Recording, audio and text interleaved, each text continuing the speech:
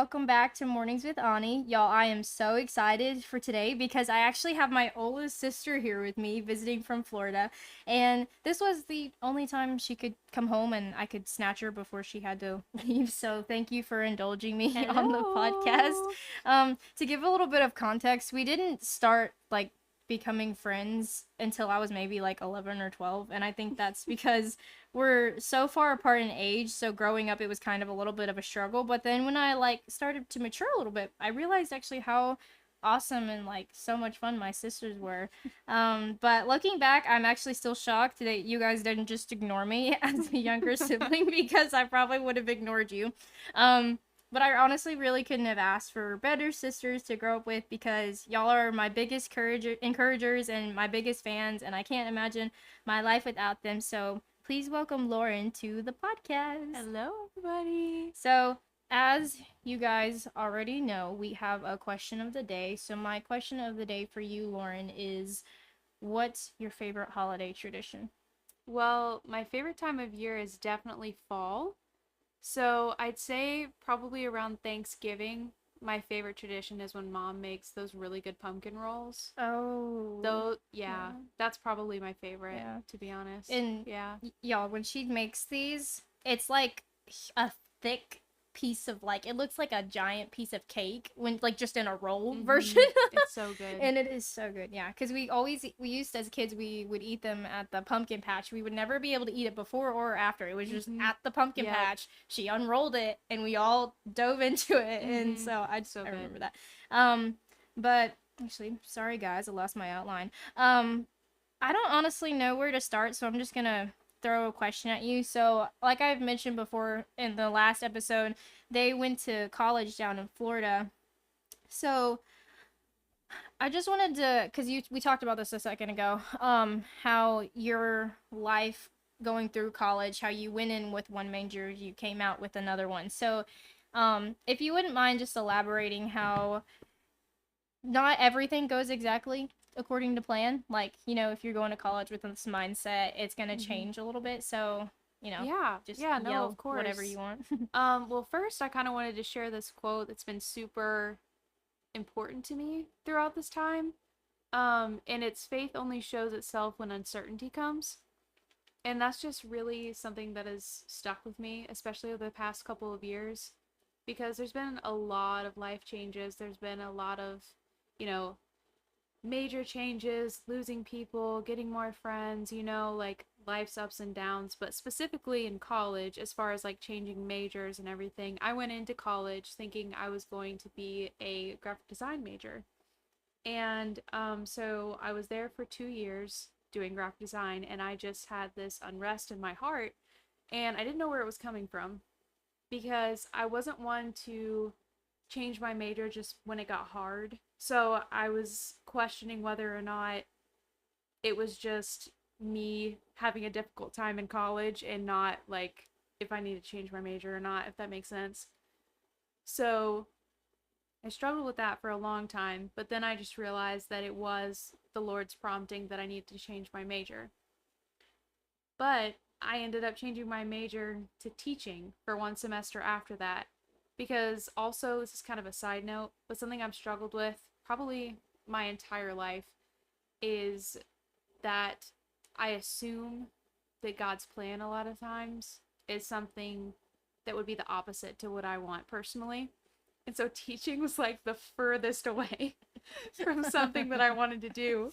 But I was like, okay, God, surrender. If you want me to do that, I'll do it. But I was there for a semester and I was like, this is definitely not what he wants. Definitely not me and not what he wants for me. So I ended up changing my major to more of a generalized major, which I really struggled with for a long time, because it almost felt like a piece of my identity was being taken away, just because for so long I thought I was going to do one thing and then it changed to something else and it changed to something else. But God really used that, and I would not be where I am today if I had not met the people I did and the experiences that I've had in all of those different majors.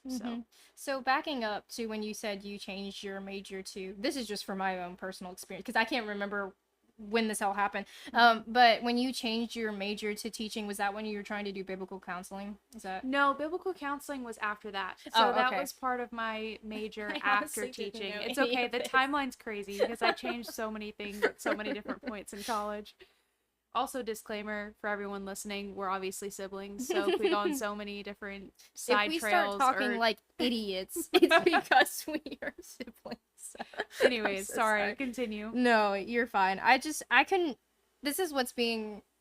This is what I get for being the youngest, because like I hear everything when you guys were going to college, so I heard everything coming in, and I was like, oh, okay, they changed that, they did this, that's fine, that sounds fun. But I honestly don't remember that one year. I just remember you changing your major from graphic design to uh, interdisciplinary. My brain had a moment where my brain wasn't working anymore. It's okay, you're good.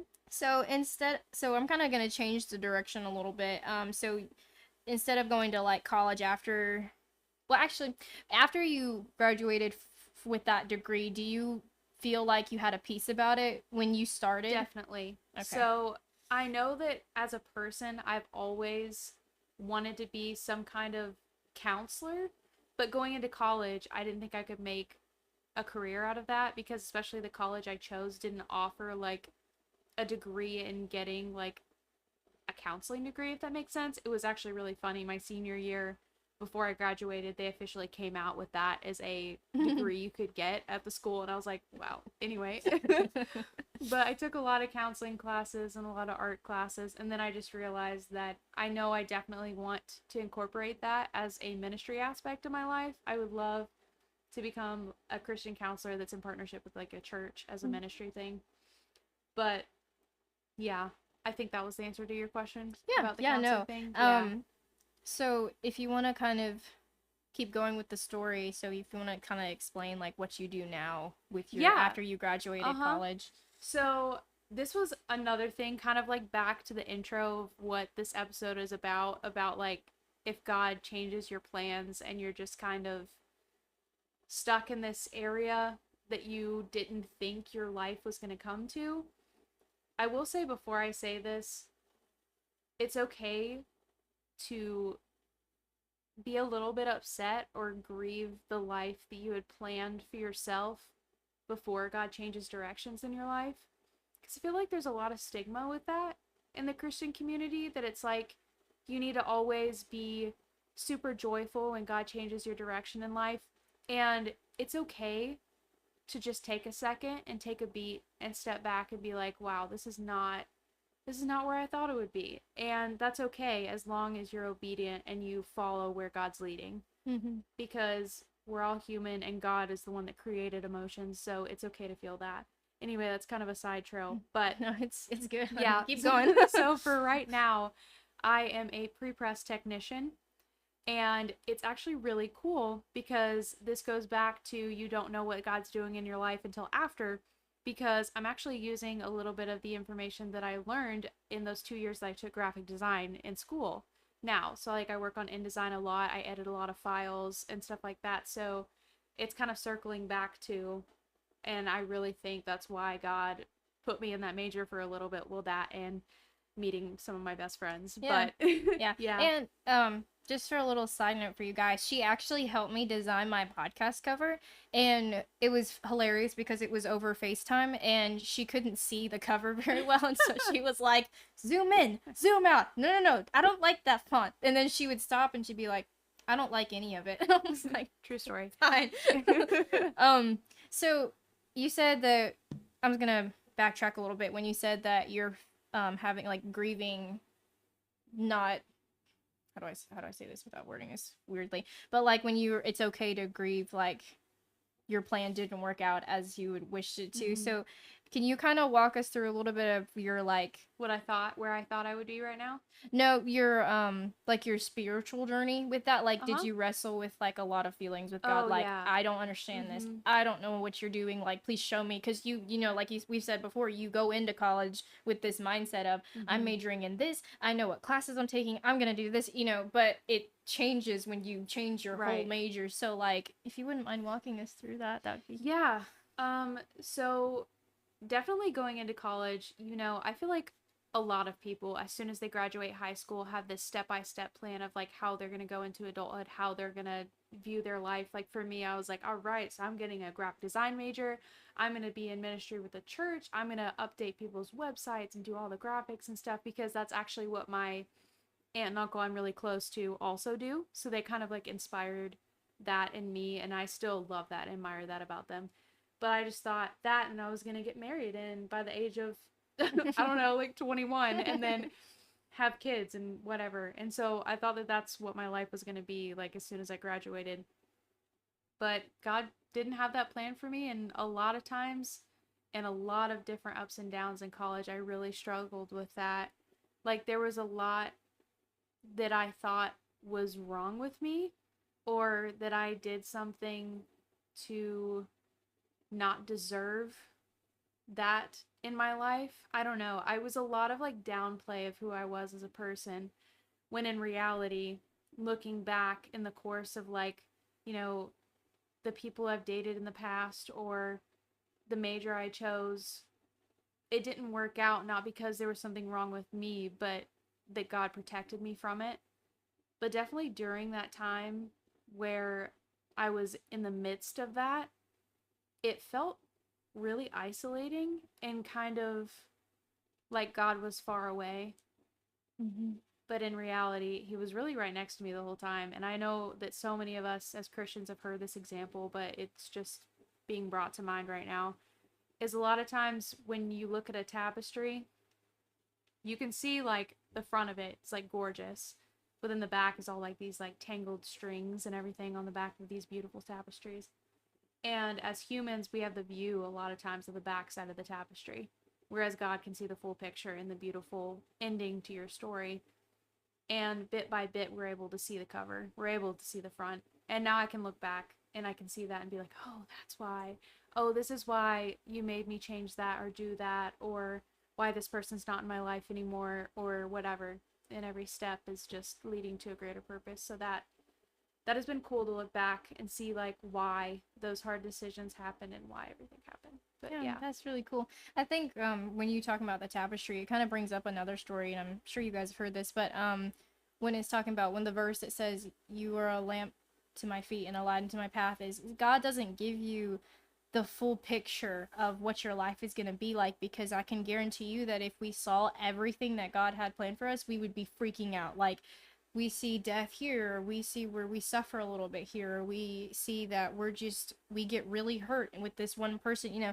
And I think what's cool about that verse is a lot of people say like he didn't give us like the light to show our full path, he just gave us enough light to see the next step. And I think what's really comforting for me is that like even though I really, because like I'm a rising junior, so like I'm getting ready to go off to, you know, I'm getting ready for my senior year, going off to college, and like it's kind of I'm like I'm scared to see my whole life, you know, because I'm like, okay, I'm gonna go here, I'm gonna go do this, you know. I'm like, I'm scared to go, but I'm also like, I know God will lead me each step of the way, and that he won't, you know, he'll never leave me and whatnot. And um I was gonna kind of touch on when you were saying like during your whole like college, first few years of college, when you felt like God was like really distancing himself from you and you just felt like kind of isolated. Did you feel like, well, like how big would you say the disappointment was that you like had just kind of felt like you didn't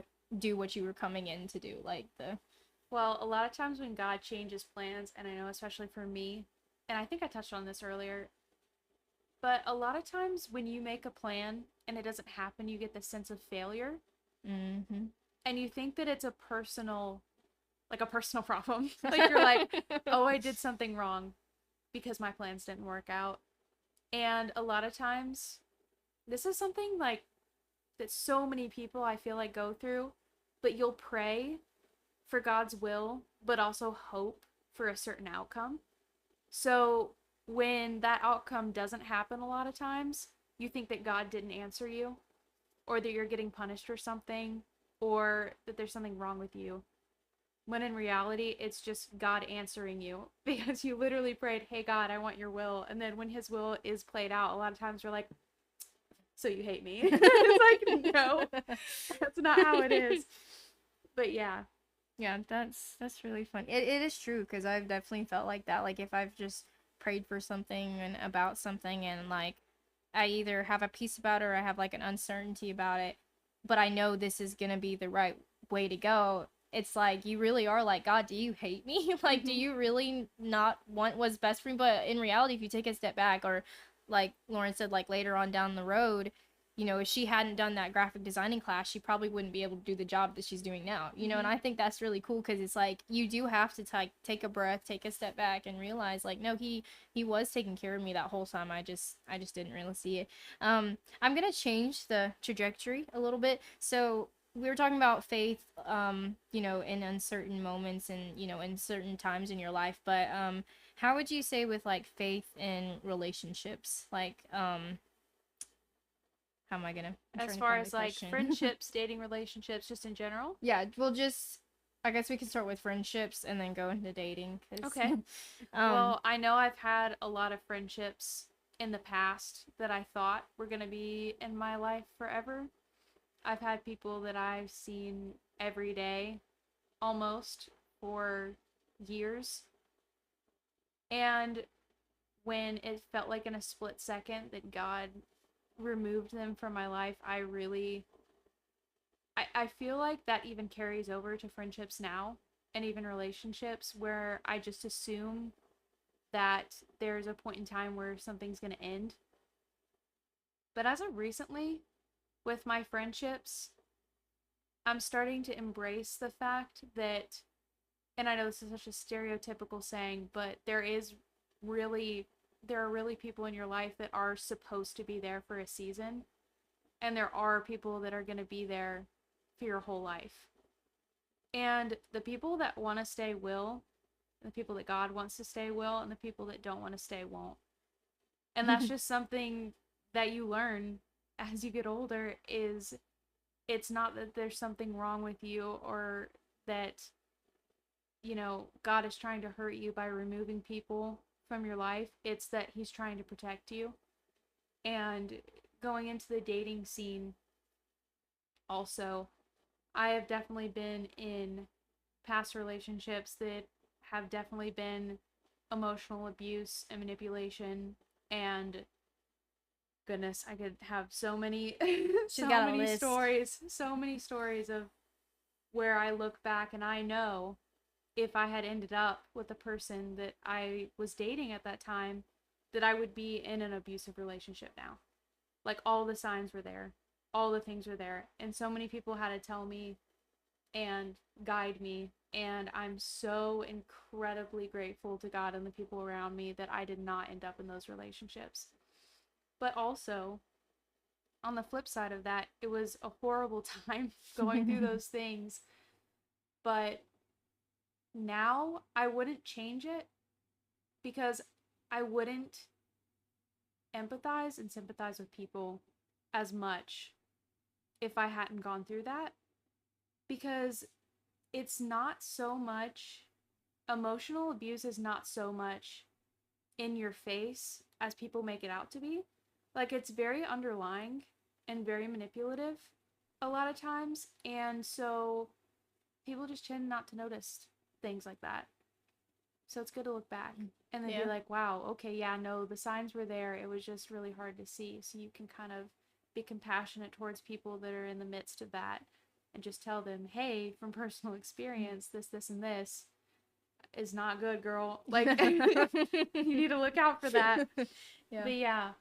And I think you're right when you said that, like, the emotional abuse and whatnot that you were experiencing, like people don't really like to talk about it because it makes them uncomfortable, one, and two, it's like sometimes you don't really see it, like especially if the person is a really good manipulator, you have no idea what Mm-mm. he's doing until you're No. like way across the line and you're like at the edge of the cliff and then you realize, wait a minute, what is he doing, like It why was is the he. tiny steps to get Yeah. there. Mm-hmm. Yeah. Yeah. Mm-hmm.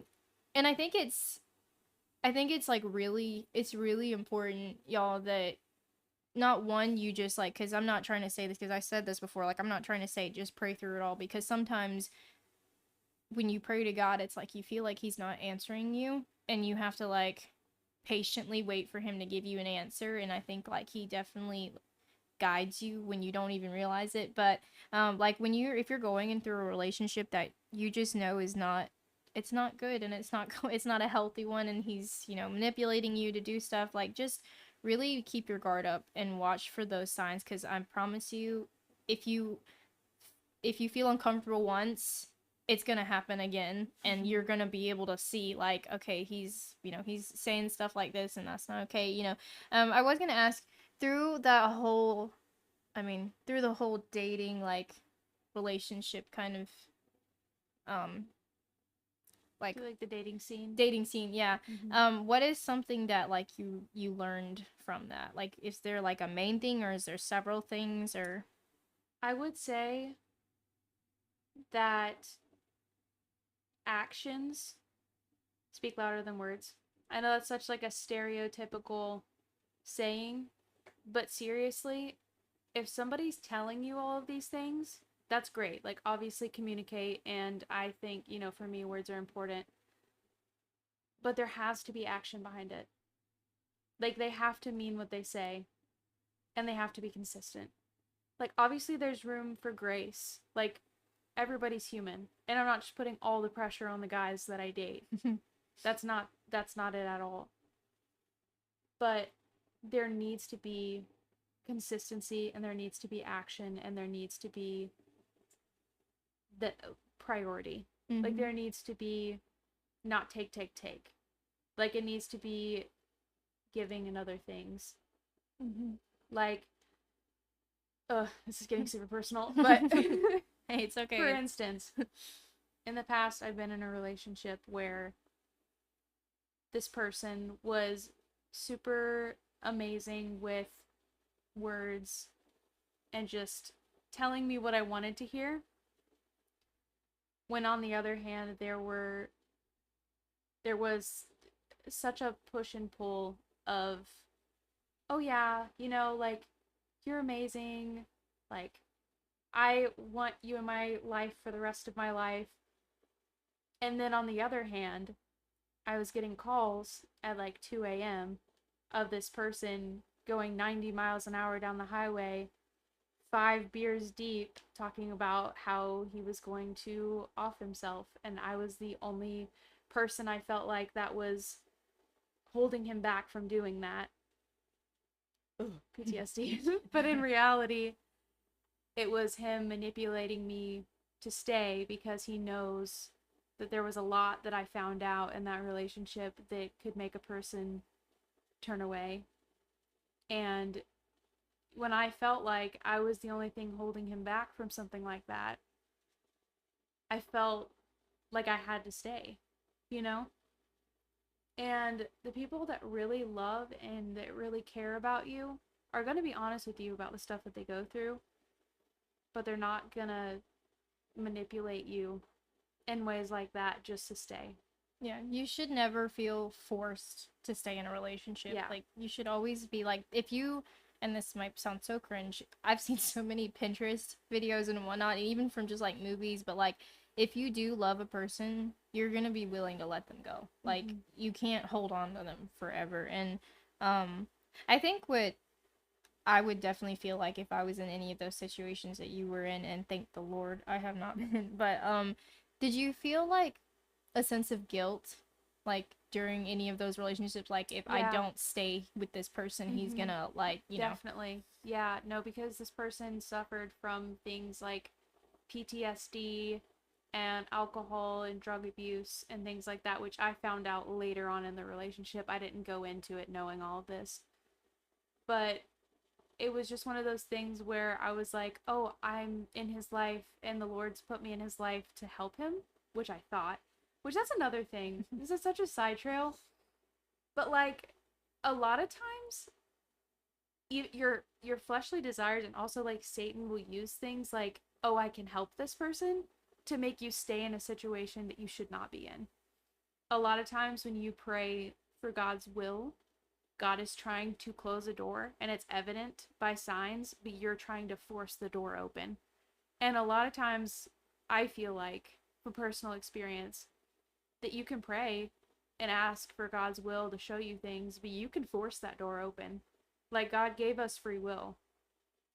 So if you can clearly see you're not supposed to be somewhere and you still choose to be there, that is a dangerous place to be in. And I have been there, and it's not fun. Would not recommend. Don't do that. But Yeah. And it's kind of like, because I've felt, you know, with closed doors and whatnot, it's like you really want this to work, you know. And like you said with your past relationship, it was like, I guess you could call him like a smooth talker, I guess, you know. And it's like you are like, but God, he has this and this and this. But then I think God's like, okay, but do you see the rest of this? Like, do you see the rest of what's going on? Like, do you see him doing this? Do you see him doing that? You know? And honestly, y'all, I'm like so glad that she isn't in a relationship like that anymore, because I truly don't want my siblings marrying somebody that is just, I know, gonna treat them like trash. Like, because then that makes everybody else miserable. Like, it doesn't just affect the person in the relationship, it affects like their whole family, because then their family's like, oh, we love them so much, like we don't want them to, you know, suffer for the rest of their life. You know what? What's some encouragement that you would give somebody? Well, I'll give you the spiritual side, the whole, and then I'll give you just the whole other side of things. But, you know, I feel like that trials are something that is really horrible when you're going through them. But genuinely, it's such an encouragement as a Christian that everything works together for God's will, like his purpose. Like, we don't go through anything with it having a benefit to it because we have God in our lives. Like, yes, you shouldn't sin. You should always try to live in God's grace and display who he is. But everything that we go through, God uses for a greater purpose. And on the flip side of encouraging of that, it's super early on, and I have no idea what God has planned for my life, but currently I'm in a very healthy relationship, and I am so glad that God brought this man into my life, and I couldn't be happier right now. So I am not, I wouldn't say I wouldn't change the past, because I wouldn't be the person I am today, and I wouldn't empathize, like I said, or sympathize with people like I would now. But I am so grateful, so incredibly grateful that I ended up listening to God's will in those relationships and ended up breaking it off. Because I would not be where I am, and I would not be as incredibly blessed as I am right now with him. Yeah. So, and y'all, they're adorable. Like, they're so cute. She'll be like, "Do you want to see what he told me today?" Oh my gosh, you're exposing me. I'm like, yeah, sure. You know, because my other sister, she's kind of like at the beginning of her relationship, way before she got engaged, she was like, "I don't want to tell you what's going on because it sounds very cringy." I'm like, give me all the details. Like, tell me everything. Like, I want to know. Yeah. And Elise, our other sister, is actually engaged now. I know. She's about to get married. Excited. Yeah. Yep. We're having her shower next week. Is it next week? Yeah. All I know is I'm making cupcakes, and I'm like, oh yay, I get to make. It's gonna be great. You always make really good cupcakes. Yeah. Well, thank you. On a more humorous note, so I'm titling this episode "Faith in the Uncertainty."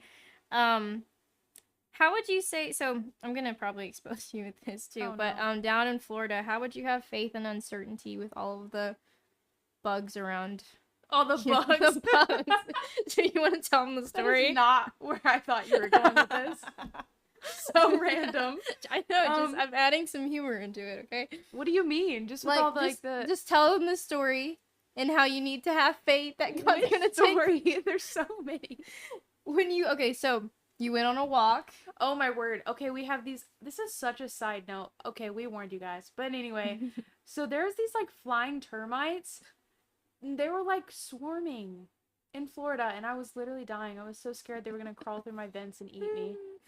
But it's okay. What? Trust God. Faith in the uncertainty. I mean, faith in the uncertainty. Trust God with every aspect of your life. Yes. Because You never know, bugs could crawl through your vents, I guess. I don't know. She heard that because this guy at her work told her about it. It had gotten in their house, and it crawled through the vents, right? And Oh no, there was termites in their walls, and there oh. was at one point it ate through the entire wall, and the termites were pouring out of their wall like out of a faucet. I literally have not been able to stop thinking about that since he told me. It's been in the back of my mind. It haunts me. Yeah, But but it's like fine. she went on a walk and she texted my mom and was like, "I went on a walk today, even though there were bugs flying over." And there's like, if any of y'all know what the love bugs are, they're like these just little tiny black bugs that are like harmless and whatnot. And so she was like, there were a ton of love bugs, blah blah. You know, there's just like so many of them. There's like swarms and whatnot. And then she texts my mom like the next day and says in all caps, they weren't the love bugs, they were flying termites. And I was like, what? And she's like, I just want to kill myself. I can't do this, y'all. And I was like, all right, flying termites. And now I'm just like, you have fun with that. And she's like, I won't be able to sleep. And she was like, they were crawling all over me. And I was like, oh, yeah, I'm sorry. So on that really on random the side note, trust God, I guess. have faith that he's gonna take the bugs away, and you're gonna be able to sleep peacefully, and you know. So, anyways, but thank you guys for tuning in with us. I hope you guys learned something, and thank you so much, Lauren, for coming on to the podcast. Professional yappers. Yes, honestly. And as always, you guys, stay tuned.